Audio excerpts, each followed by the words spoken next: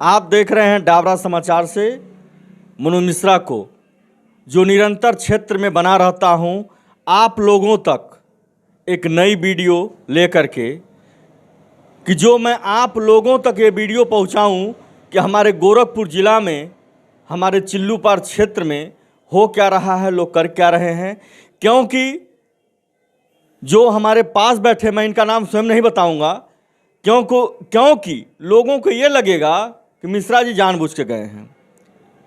जो दुबे जी हैं, यह एक चर्चा का विषय बने हुए हैं। मैं वो भी बता रहा हूँ किस विषय में, क्योंकि इनकी खबरें मैं लिखा करता था कोरोना काल से, जब सब लोग दुबक करके अपने घर में बैठे रहते थे।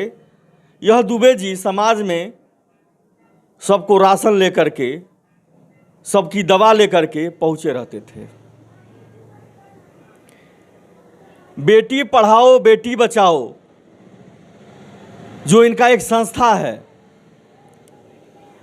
कितना अच्छा नाम है कि जो सरकार भी ध्यान दे रही है, ये सर भी ध्यान दे रहे हैं। क्षेत्र में हम तो है ही हैं सबके लिए। बेटी पढ़ाओ बेटी बचाओ, जो इनका लक्ष्य कैसे आया, इस पर इनका ध्यान कैसे आया, मैं इनसे पूछूंगा अभी। क्योंकि मैं बता देना चाहता हूं, सबके दिमाग में क्या आता है वह कोई मीडिया नहीं बता सकता कि हमारे विषय में क्या कौन सोचता है। जब मैं इतना जरूर कहूंगा कि आप लोग जब ऐसी वीडियो देखते हैं, ऐसे लोगों के साथ देखते हैं, तो आप लोगों के द्वारा एक लाइक जरूर बनता है, क्योंकि वही पत्रकार को एक बोनस होता है। क्योंकि जो मैं दिखा रहा हूं, जरूरी नहीं है कि मैं हर जगह ऐड के ही माध्यम से दिखाऊं। मैं ऐड के लिए भी सर से नहीं दिखा रहा हूं, क्योंकि जब मैं इधर से गुजर रहा था, इनका ऑफिस देखा, बोर्ड देखा, तो मैं रुक गया। क्योंकि यह बहुत ही सुनहरा शब्द है, सुनहरी चीज है, जो सरकार की भी निगाहें हैं। बेटी पढ़ाओ बेटी बचाओ। जब यह आदमी, एक समाज सेवी दुबे जी, क्षेत्र में भ्रमण कर सकते हैं, लोगों को बता सकते हैं, तो यह पत्रकार भी बता सकता है। उन माताओं और बहनों के लिए भी यह संदेश दे रहा हूं कि इस तरह से सोच के लोग कम ही मिलते हैं। मैं दुबे जी से पूछूंगा नाम, और मैं ये भी पूछूंगा कि आपका इस तरह से बेटी पढ़ाओ बेटी बचाओ में कैसे लगाव हुआ, आया संस्था के नामकरण में आप कैसे घुसे, और आपका दायित्व तो कैसे बना कि हम जो है कोरोना काल से ही लोगों की सेवा याचना में लगे रहें। सर अपना नाम बता दीजिए। सबसे पहले तो मैं आपको नमस्कार करूंगा, और डाबरा समाचार के जो भी दर्शक हैं उनको भी नमस्कार करूंगा। थोड़ा इधर आइए, कैमरे के सामने हो जाए। उनको भी मैं नमस्कार करूंगा जी। और रही बात, आपने पूछा है कि मैं कैसे आया और मेरा एम कैसे बना, तो मेरी संस्था का नाम है पढ़े बेटी बढ़े बेटी फाउंडेशन, जिसका नारा हमने दिया था बेटी बचाओ बेटी पढ़ाओ। आपको पता होगा कि समाज में लोग बेटों को तो पढ़ाने की इच्छा रखते हैं, मगर बेटियों को पढ़ाते कितना है, मात्र 8 तक। कक्षा 8 तक अगर बेटियां पढ़ लीं तो उन लोगों की नज़र में ऐसा होता है कि बहुत पढ़ लिया। कभी कभी हाई स्कूल इंटर तक जाती हैं, उसके बाद बच्चों को पढ़ाना नहीं चाहते हैं, उनका शादी करते हैं, उनको घर भेज देते हैं। तो हमने ये सोचा कि ऐसा नहीं, अगर हमारे बेटे पढ़ सकते हैं, पढ़ लिख सकते हैं और आगे बढ़ सकते हैं, तो हमारी बेटियां भी जो है पढ़ लिख के आगे बढ़ सकती हैं और समाज के लिए कुछ कर सकती हैं। आप देखेंगे तो बहुतायत ऐसे उदाहरण मिलेंगे हमारी बेटियों के, जो समाज में अपना अलग अलग क्षेत्रों में अपना योगदान दे रही हैं। यही सोच, यही हम 2014 में हमने अपनी संस्था का निर्माण किया, पढ़े बेटी बढ़े बेटी सेवा संस्थान के नाम से, जो उत्तर प्रदेश के लिए रजिस्टर्ड हुई और उत्तर प्रदेश के लिए काम कर रही थी। बहुत सारा काम जिसमें हमारा शिक्षा को बढ़ावा देना, दहेज प्रथा को जो है समाप्त करना, नशा मुक्त भारत बनाना, कन्या भ्रूण हत्या पर प्रतिबंध, बेटियों को शिक्षित संस्कारित एवं आत्मनिर्भर बनाना, देश सेवा समाज सेवा तथा ऐसे लोगों की मदद करने के लिए लोगों को प्रेरित करना, ये उद्देश्य रहा है मेरा। इसी उद्देश्य को लेके जो है हम लोग 2014 से चल रहे हैं। 2019 से हमारी संस्था जो है पढ़े बेटी बढ़े बेटी फाउंडेशन के रूप में ऑल ओवर इंडिया में काम कर रही है, और हम शिक्षा पे ध्यान दे रहे हैं। शिक्षा को मुख्य उद्देश्य बना, हमारा जैसे हमने अपना उद्देश्य बना लिया है कि हमारा उद्देश्य है शिक्षा को बढ़ावा देना। इसको लेके जो है हम लोग 2014 से चल रहे हैं। 2019 से हमारी संस्था जो है पढ़े बेटी बढ़े बेटी फाउंडेशन के रूप में ऑल ओवर इंडिया में काम कर रही है और हम शिक्षा पे ध्यान दे रहे हैं। शिक्षा को मुख्य उद्देश्य बना, हमारा जैसे हमने अपना उद्देश्य बना लिया है कि हमारा उद्देश्य है शिक्षा को बढ़ावा देना और देश को आगे बढ़ाना, जिसमें हम बेटियों के लिए खास करके जो है ये सोचते हैं कि हमारी बेटियां भी पढ़े लिखें और आगे बढ़ें।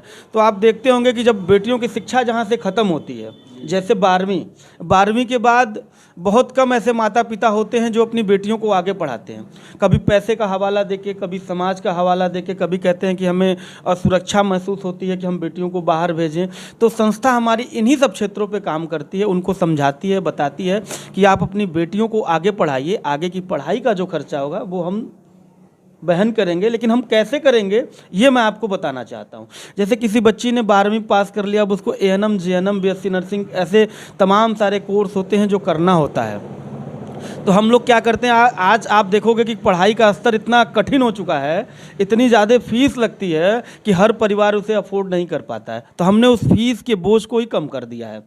आपको हमारी संस्था से जुड़ना है, हमारी संस्था में रजिस्ट्रेशन करवाना है, उसके बाद आपको सिर्फ अपने रहने खाने का खर्च और एग्जामिनेशन फीस यही देना है। बाकी जैसे सर, जैसे मैं आपको एग्जाम्पल दे रहा हूँ, जैसे मान लीजिए कोई बच्ची है और वो BSc नर्सिंग करना चाहती है।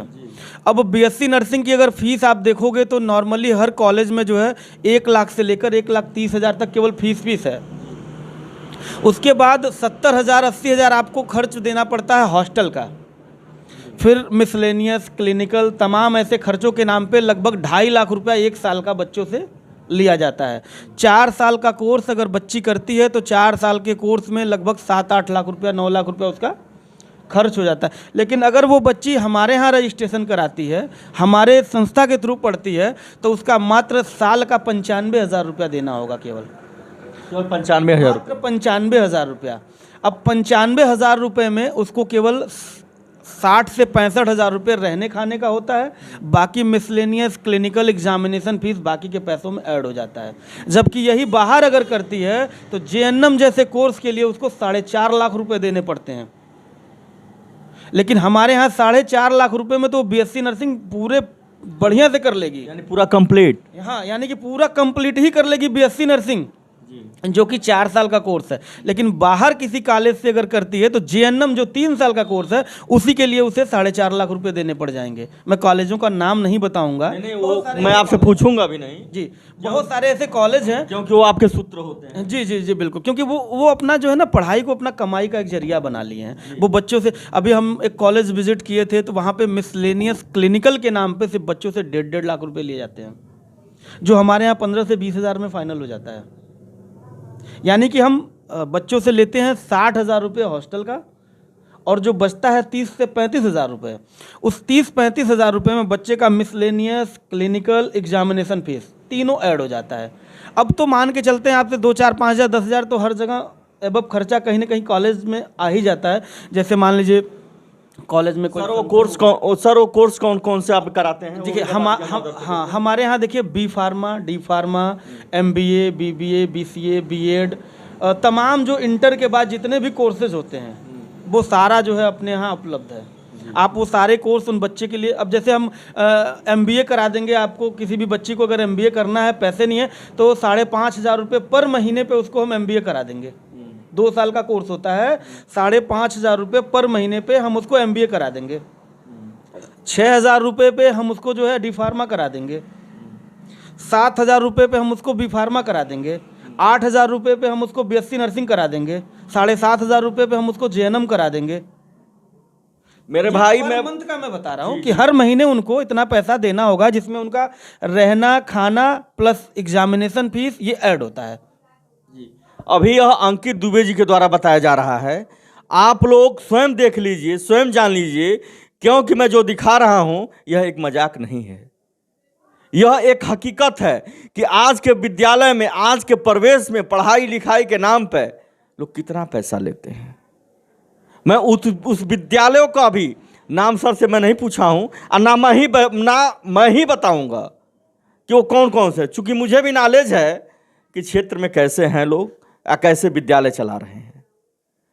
सर यह बताइए कि यह जो है आपके मन में, कोरोना काल से मुझे परिचय है आपसे, कोरोना काल से ही मैं देख रहा हूँ लगातार आप लगे हुए हैं, इसमें रुचि कैसे आई आप? देखिए 2014 से जब हमने संस्था की शुरुआत की तो मैं आपको अपने बारे में बताना चाहूँगा कि हमने जो है यहाँ तक पहुँचने के लिए बहुत सारे संघर्ष किए हैं। बड़ा कष्टमय जीवन रहा है, क्योंकि मैं एक अच्छी फैमिली से बिलोंग करता हूँ। हमारे बाबा जो थे फौज में थे, लेकिन हमारे पिताजी की कुछ गलत आदतों के कारण हम लोगों को बड़ा आर्थिक तंगी झेलनी पड़ी। और उन्हीं सब चीज़ों को देखते हुए मेरे मन में विचार आया क्यों ना इन सब चीज़ों को ख़त्म किया। आज अगर मैं इन सब चीज़ों को झेल रहा हूँ तो भारत में बहुत सारे ऐसे परिवार हैं, बहुत सारे ऐसे बच्चे हैं। मैं बहुत पढ़ना लिखना चाहता था लेकिन नहीं पढ़ पाया मैं, चूँकि मेरा ग्रेजुएशन कंप्लीट भी नहीं हो पाया पूरी तरह से, क्योंकि इन्हीं सब कारणों से मैं आगे पढ़ नहीं पाया। तो मैं इन्हीं सब चीज़ों को देखते हुए मैंने अपनी संस्था का निर्माण किया। और मेरे संस्था का पहला जो उद्देश्य था वो था शिक्षा को बढ़ावा देना और देश को आगे। दूसरा जो था वो नशा मुक्त भारत बना, क्योंकि नशा जो हमारे घर में है जिसको मैं झेल के यहाँ तक पहुँचा हूँ। हमारा खेत, बहुत सारी चीज़ें, प्रॉपर्टीज़ जो नशे की लत की वजह से बिक गई, हमारे पिताजी ने बेच दिया। मुझे यूँ समझिए कि जीरो से हीरो होना, मैं जीरो से हीरो बना हूँ। ये बहुत बड़ी बात है सर, अब अभी इस मुकाम तक पहुँचे हैं, ये भी बहुत बड़ी बात है। और मुझे ये भी गर्व होता है कि लोग मुझे मेरे नाम से जानते हैं, ना कि मेरे पिताजी के नाम से। मुझे समाज में लोग मेरे नाम से जानते हैं, ना कि मेरे पिता। बहुत सारे लोग होते हैं जो आते हैं तो लोग उनके पिताजी के नाम से जानते हैं, भाई फलाने दुबे के ये लड़के हैं, या फलाने यादव के लड़के हैं, या फलाने तिवारी के लड़के हैं, या फलाने सिंह के लड़के हैं। लेकिन ऐसा नहीं है। अंकित दुबे खुद अपने आप में जो है हमने मेहनत करके, संघर्ष करके एक अपना नाम बनाया है कि लोग मेरे पिताजी को ये कहते हैं कि ये अंकित दुबे के पिताजी हैं। यानी अपनी पहचान जो है क्षेत्र में आप अपने स्वयं बनाए हुए हैं, अपने हुनर से बनाए हैं, अपने कर्तव्य से बनाए हैं। जी बिल्कुल। कोरोना काल की आपने बात की है तो मैं बता दूं, कोरोना काल में हम लोगों ने जो है ऑक्सीजन सिलेंडर मुहैया कराया बहुत सारे लोगों को। बहुत सारे हॉस्पिटल्स ऐसे थे जो कोरोना के मरीजों से ज़्यादा पैसे ले रहे थे, वहाँ लड़ाइयाँ लड़ी हम लोगों ने, उनके लिए फ़ोन किया, दिन रात एक किया, मास्क, सैनिटाइजर, बहुत सारा काम, राशन वगैरह तक बांटा।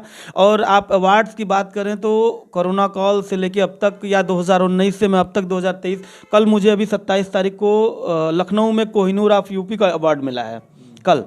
और वहाँ मैं विशिष्ट अतिथि के रूप में भी जाना था, चूँकि मैं नहीं जा पाया, लेकिन ये लास्ट मेरा था। अभी तक मुझे 500 से अधिक अवार्ड मिल चुके हैं, जिसमें world greatest record of book में भी मेरा नाम दर्ज हो गया है। मुझे डॉक्टरेट का हॉनरेबल एजुकेशन पे डॉक्टरेट की डिग्री भी मिल चुकी है।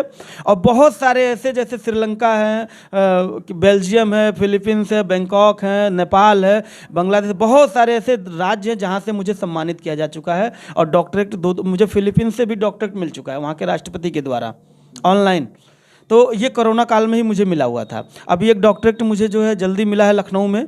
और ये जो अवार्ड्स की बात है तो ये मुझे 2019 से मिलना चालू हुआ, जब लोगों ने मेरा काम देखा। लोगों ने, क्योंकि चूँकि मुझे पहले ये नहीं पता था कि आप समाज सेवा करते हो तो उसको दिखाना भी पड़ता है। जब मुझे इस बात का एहसास हुआ कि आजकल अगर आप अच्छा काम करते हो तो जब तक आप दिखाओगे नहीं तब तक लोग आपको जानेंगे नहीं। तो आजकल अच्छा काम करने के लिए दिखावा करना पड़ता है। तो मुझे भी मजबूर होके इस फील्ड में उतरना पड़ा और कुछ दिखावा करना पड़ा। जब लोगों ने देखा तो बड़े बड़े जो है देशों से और बड़े बड़े सांसद, विधायक जो भी थे, मंत्रियों के द्वारा तमाम प्रशंसा पत्र और तमाम अवार्ड्स, बहुत सारे नेशनल इंटरनेशनल अवार्ड्स जो है मुझे लगभग 500 के आसपास मिल चुके हैं अभी तक। धन्यवाद दुबे जी। दुबे जी, मैं एक चीज़ और बता देना चाहता हूँ कि मैं फील्ड में जीरो ग्राउंड पे कवरेज करता हूं। मैंने कभी यह नहीं कहा किसी से कि मुझे दो, मुझे वीडियो लगानी है अपने संस्था में, क्योंकि मनोज मिश्रा निरंतर क्षेत्र में बना रहता है ऐसे लोगों के साथ। मुझे गर्व होता है जो समाज के लिए जीता और मरता है। ऐसे शिक्षा प्राप्त करके जो लोग एजुकेटेड हैं और एजुकेटेड लोगों को बनाना चाहते हैं, उन बहनों को, उन भाइयों को कि आप लोग क्षेत्र में बने रहिए, कहीं भी आप लोग धक्के न खाएं। रोजगार हुआ, जो आज के परिवेश में लोग, जितने लोग बेरोजगार हैं, यह रोजगार के विषय में भी सोचते हैं कि कोई बेरोजगार न रहे, क्योंकि अगर बेरोजगार रहा तो कहीं ना कहीं, मैं बता देना चाहता हूं, उसका दिमाग चोरी पे जाएगा, छिनैती पे जाएगा। मैं ज़्यादा कुछ नहीं कहूँगा, क्योंकि मैं आगे भी बोलना चाहता था, क्योंकि हमारे बोलने के बाद भी लोगों को की उंगलियां उठती हैं कि मनोज मिश्रा ज़्यादा बोलते हैं। ज़्यादा मैं नहीं बोलूँगा, मैं सर से पूछना चाहता हूँ, लगता है कुछ सर बताना चाह रहे हैं। जी बिल्कुल, कुछ सर बताना चाह रहे हैं। जी बिल्कुल। मैं जैसे आपने अभी रोज़गार की बात कही है, तो मैं रोज़गार पे भी आपको बताऊं कि आप जैसे हमारी संस्था रोज़गार के क्षेत्र में भी काम करने जा रही है, काम कर भी रही है। और जो भी हमारी बहनें हैं, माताएं हैं, जो हमारे साथ जुड़ के काम करना चाहिए, जो हमारे भाई हैं, जो रोज़गार बेरोज़गार हैं, जिनको रोज़गार चाहिए, जो काम करना चाहते हैं, तो वो उनके लिए मोस्ट वेलकम है। वो हमारी संस्था के साथ जुड़ के काम भी कर सकते हैं।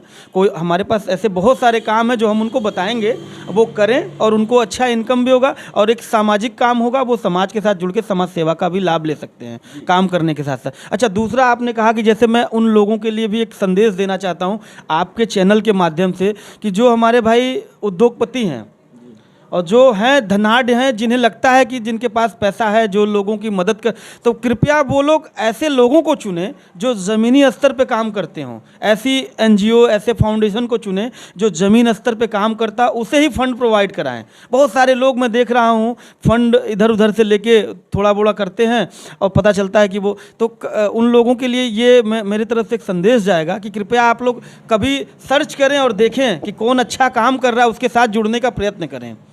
अब अगर मैं इस क्षेत्र में काम कर रहा हूं तो मैं अपने उन उद्योगपति भाइयों से निवेदन भी करूंगा और एक अनुरोध भी रहेगा कि एक बार आप आइए, हमारे साथ मिलके एक बार देखिए और हम कैसा काम करते। हो सकता है आपके हमारे साथ मिलने से और अच्छा हम काम करें समाज के लिए और अच्छी कोई उपलब्धि ला सकें। बाकी शिक्षा के क्षेत्र में हम निरंतर जुड़े हुए हैं 2019 से, और अब तक लगभग 150 से 200 बच्चे हमारे यहाँ जो है पढ़ाई भी कर रहे हैं इस स्कीम के तहत। आप देख सकते हैं इसमें पीछे से लेके इधर सारे यहाँ बच्चे, कुछ बच्चों की फ़ोटोज़ भी लगी हुई हैं जो आप ऑफिस में आपको दिखाई देगा कि जो बच्चे हमारे साथ जुड़ के शिक्षा ले रहे हैं। आप देख सकते हैं एक बार। जी दुबे जी, अभी मैं दिखाऊंगा और मैं समाज तक आपकी वीडियो में पहुंचाऊंगा और मैं निवेदन करूंगा कि आप लोग ऐसे लोगों से जुड़िए जो आपके बारे में सोचते हैं। निरंतर बने रहिए मनोज मिश्रा के साथ।